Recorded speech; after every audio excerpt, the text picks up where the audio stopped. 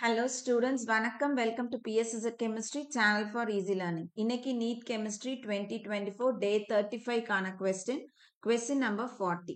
20 gram of a non-volatile solute is added to 500 gram of solvent. Freezing point of solvent is equal to 5.48 degrees Celsius and solution is equal to 4.47 degrees Celsius. Kf is equal to 1.93 degrees Celsius per m. Molecular mass of the solute is. So, இப்போ நம்மளுக்கு இந்த questionல என்ன provide பண்ணிருக்காங்க, என்ன கண்டுபிடிக்கணும் அப்படின்றத பார்ப்போம். So, நம்ம வந்து கண்டுபிடிக்க வேண்டியது molecular mass of solute கண்டுபிடிக்கணும். நம்மளுக்கு questionல என்னெல்லாம் provide பண்ணிருக்காங்க அப்படின்னு பார்ப்போம். 20 gram of non-volatile solute. So, weight of solute கொடுத்திருக்காங்க. It is 20 gram. Is added to 500 gram of solvent. அப்போ weight of solvent கொடுத்திருக்காங்க. It is 500 gram. Freezing point of solvent. So, solvent இனுடைய freezing point. So, freezing point of solvent T degree F is equal to 5.48 degrees Celsius. And solution. Solution na TF is equal to 4.47 degrees Celsius. Kf is equal to 1.93 degrees Celsius per mole. Per molality. சரியா? இப்போ இதுல இருந்து நம்ம molecular mass கண்டுபிடிக்க போறோம்.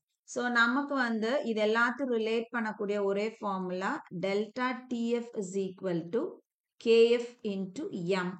So, இப்போ நம்மளுக்கு KF value தெரியும். இப்போ molality நம்ம substitute பண்ணோம்னா எப்படி substitute பண்ணுவோம்? KF into molality எப்படி எழுதும்? Weight of solute divided by molar அல்லது molecular mass of solute இந்த இடத்துல into weight of solvent. நமக்கு வந்து weight வந்து in gramsல கொடுத்திருக்காங்க. So, அதனால நம்ம மேல என்ன பண்ணுவோம்? Into 1000 போடும். இதுதான் நம்மளுடைய final formula. இப்போ இதுல நமக்கு KF தெரியும். W solute தெரியும். W solvent தெரியும். இதை தான் நம்ம கண்டுபிடிக்க போறோம். அப்ப நம்ம வந்து delta TF தெரிஞ்சாதான் further formula proceed பண்ண முடியும். So, delta TF கண்டுபிடிக்கிறதுக்கு தான் நம்மளுக்கு T degree F TF கொடுத்திருக்காங்க. So, அந்த formulaவை நம்ம யூஸ் பண்ணுவோம். So, delta TF is equal to T degree F minus TF. So, which is equal to 5.48 minus 4.47. So, இது ரெண்டுத்தையும் நம்ம subtract பண்ணோம்னா இங்க 101. So, 1.01 degree centigrade நமக்கு கிடைக்கும். Delta TF. So, இதை வச்சு இப்ப நம்ம என்ன பண்ணலாம் அப்படின்னா further இந்த main formulaல substitution போகலாம். So, delta TF இந்த formulaல இப்ப substitute பண்ண போறோம். Delta TF 1.01 is equal to KF வந்து 1.93 into W solute வந்து 20 into 1000 divided by M solute தான் நம்ம calculate பண்ண போறோம். Into W solvent வந்து 500. So, இதெல்லாம் நம்ம cancel பண்ணலாம். இது ரெண்டு 0 cancel பண்ணலாம். இது 2 times cancel பண்ணலாம். So, இப்போ வந்து M solute is equal to இது இந்த சைடு போச்சுன்னா 1.01 கீழே வரும். 1.93 into 20 into 2 divided by 1.01.